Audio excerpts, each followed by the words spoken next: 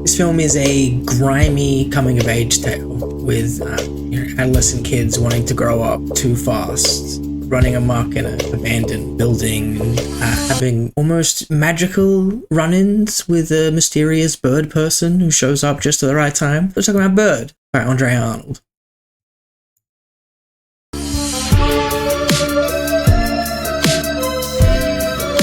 In Bird, we follow Nikita Adams as Bailey in a really intimate performance from her perspective, go about her life in this abandoned tenement building, living with her half-brother and her father, Bug, played by Barry Keoghan, who obviously had them at a very young age. Yeah, their relationship is interesting. He's obviously a really young dad, so their relationship almost feels like that of siblings. Squabbles with her more than he parents her until he's kind of useless, but he's really charming. So he has this sort of affable nature to him. He's got this get-rich-quick scheme when he brings home a toad, which he's excreting the slime for hallucinogenic properties. The reason he's all frantically trying to save money is that him and his new girlfriend of all the 3 months are engaged and are getting married in a couple of days' time. And it's this sort of freewheeling, impulsive nature that he's charming, but a liability. For sure. I mean, he's covered in bug tattoos. I don't understand who anyone would get a bug tattoo on him, but he's charming nonetheless. This news kind of sets Bailey into anxiety, panic, and she takes off. She's in that horrible phase of adolescence where she doesn't want to hang out with her younger siblings and wants to hang out with the older kids, but was a little bit too scared to fully commit to their extracurricular activities, which seem to be being their own vigilante gang. It would seem, threatening nonces with box cutters and making TikTok videos about it. It's in this liminal space that we see Bailey get introduced to the eponymous Bird. Just the wind blows through the field slowly and in the morning, and then he just pops up. Part guardian angel, part he's a mystical bird person essentially. He's looking for something. He's also lost, and he's got this wounded nature about him. He's an odd fella.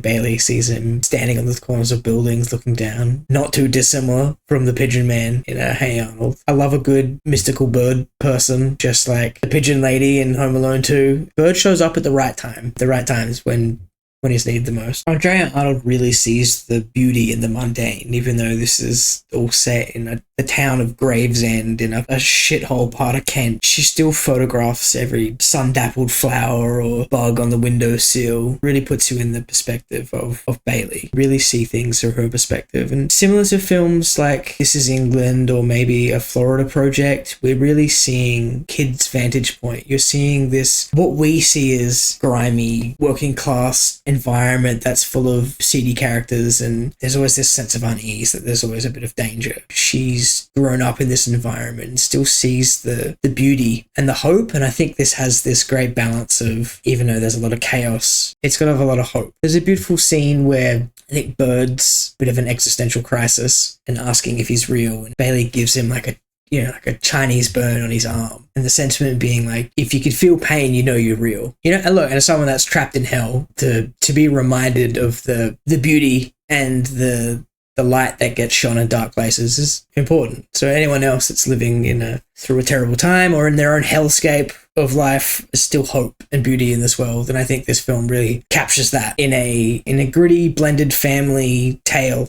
The soundtrack is fantastic. It has this electronic score by a band called Burials that kind of just keeps the film rhythmically humming along. It also has some great soundtrack moments from punk bands like Seaford Mods and The Fontaines. Barry Keoghan's character Bug has this get-rich scheme to save money for his wedding. He's got this cash cow, this hallucinogenic toad that excretes DMT mucus, but to get it to slime properly, it really likes sincere music, so they have to all, with full earnestness, sing Yellow by Coldplay at this frog to get it to secrete its hallucinogenic mucus. It's a lot of fun. There's a big tonal shift in the back half of the film where there's some of that. The magical realism really takes a ramp off. It really worked for me. I think it could be a bit of a whiplash for people that are into more of a serious, gritty film, but it has this great balance where I think fantasy can jump off from any vantage point. And I think it really, from Bailey's perspective as well,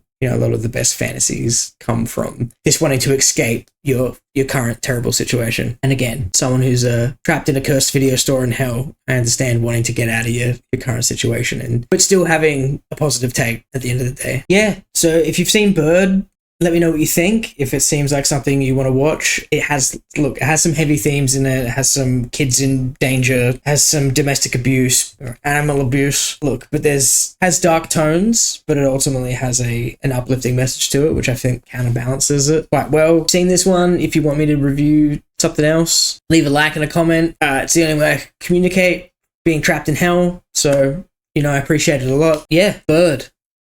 It's a great time. All right. I'll see you on the next one. Thanks, guys. Cheers.